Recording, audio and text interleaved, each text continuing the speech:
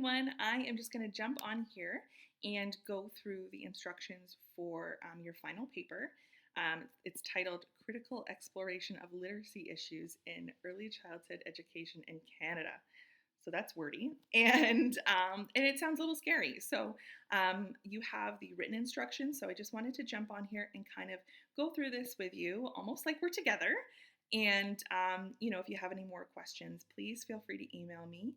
Um, yeah, so I'm just going to run through the document. I have it open on my computer and just run through it just as if, like I said, you and I were together.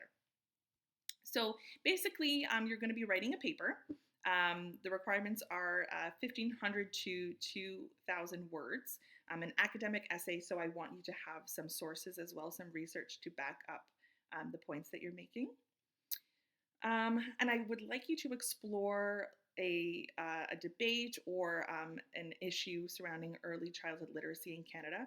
So in our lecture this week, we spoke about some of the issues about surrounding early literacy in Canada.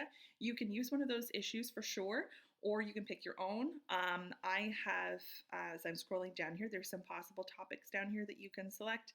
But again, if there's something that you think would be really good, or if there's something that you are passionate about, please, by all means, feel free to write about that. I'm interested to see what you have to say. So, requirements. So I want you to develop a clear thesis, very important for arguing your point, and I'm sure you've written many papers since you've come this far in the program.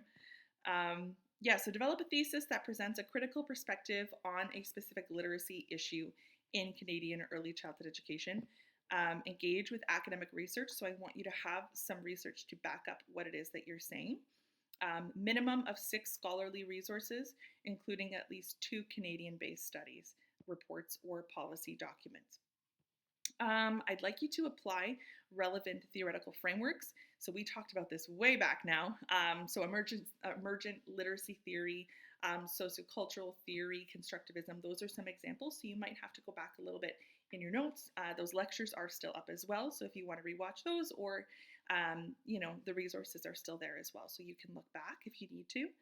And also in this paper, it would be great if you could analyze classroom practices or societal influences that shape early literacy learning. Reflect on implications for early childhood educators as well. What does this mean for you in your job? What does this mean? What kind of help are you having to provide? What kind of resources are you having to provide to try and negate this issue? So please follow APA 7th edition formatting, including a title page, double-spaced text, 12-point Times New Roman. We've been there before. And submission guidelines, again, the length, I'd like it to be 1,500 to 2,000 words, excluding the title page and references. APA format, your due date is November 30th by 11:59 p.m. Eastern Standard Time.